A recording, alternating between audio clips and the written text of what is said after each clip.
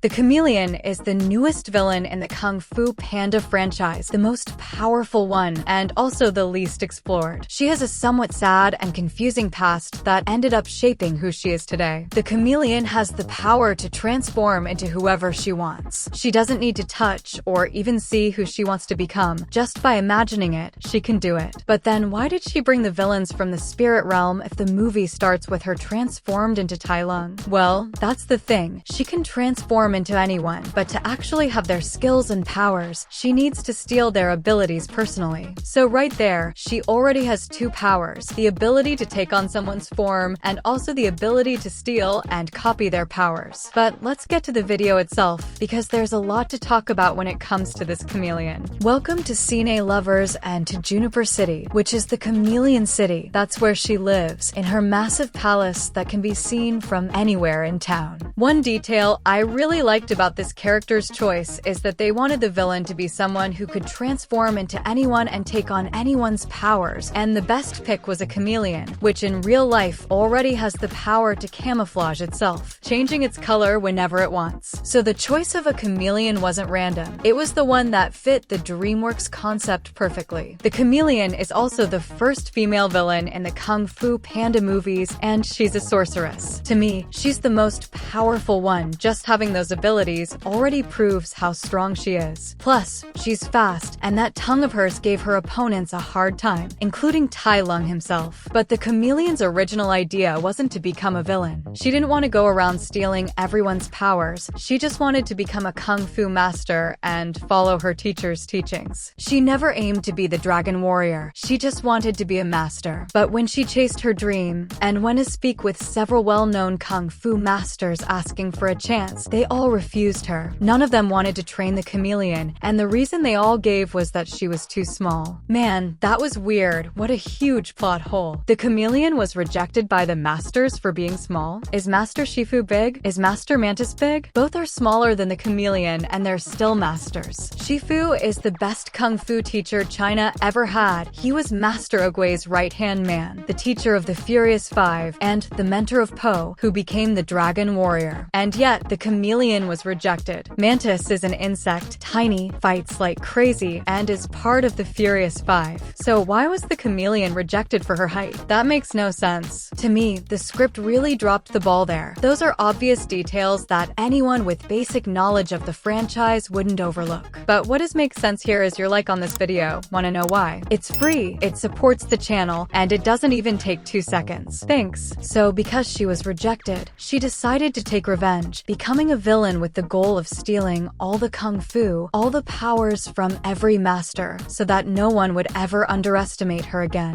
It felt very vague, because Tai Lung in the first movie had beef with Shifu, Lord Shen had it with Po, and Kai with Oogway, which later carried over to Po and the Furious Five. But the chameleon had issues with a bunch of people, several masters, and that ended up feeling a bit generic. It's that classic villain who wants to rule the world just because, you know? The reason they gave her was pretty weak. They could have added more personality to her and, most importantly, a stronger and more believable motivation. The whole "she was too small" excuse made no sense, and having her be mad at a bunch of masters felt random. Just 1 or 2 would have been enough. Like I've said before, she's the most powerful villain in the Kung Fu Panda franchise, but also the most underused. She had so much potential, but the script didn't know how to use her properly. It really didn't. The chameleon's motivation, for example, was shallow and artificial. And then in the end, Tai Lung grabs her by the neck, and she doesn't even react. She just stands there, even forces a tear for Zhen. It felt really weird, because since she's supposed to be so powerful, she could have easily transformed into anyone and tried to escape. Even if she didn't have the villain's powers anymore, the ability to transform is hers. It's her essence. But she just accepted defeat and let herself be taken to the spirit realm. That also makes it clear that the chameleon is still alive. She could return anytime in a future Kung Fu Panda project. She also forced others to steal and give her treasures and money, and she always wanted more and more, just because. There wasn't even a clear reason or goal for all that wealth. She just wanted to hoard it. And hey, do this. Drop a hashtag Chameleon in the comments if you've made it this far. But there's also another interesting part of this sorceress's story. She adopted Zhen when she was still a child. And as shown, Zhen once tried to steal from the chameleon right in front of her, and she actually admired that boldness coming from a young fox. So she decided to take care of Zhen, train her, give her a home, and be her adoptive mother. And that went on for years. Zhen eventually became the chameleon's right hand, but we later realized that the chameleon adopted her out of selfishness. She saw potential in the fox and wanted to use her like a puppet. It wasn't out of love. In fact, that's one of the reasons Zhen starts to see who the chameleon truly is and to question what she herself really wants to do from then on. She wanted to do good, to do the right thing, while realizing that the chameleon just wanted to stay the same, a villain. If you pay close attention, during some of Zhen's lines, it kind of hints early on that the chameleon adopted her. They basically gave a small spoiler of what would be one of the biggest plot twists in the movie. But in the end, it actually worked, and the idea of connecting the two characters that way was really interesting. Since the theme of this video is all about Kung Fu Panda 4, how about getting ready for the 5th movie that's coming soon?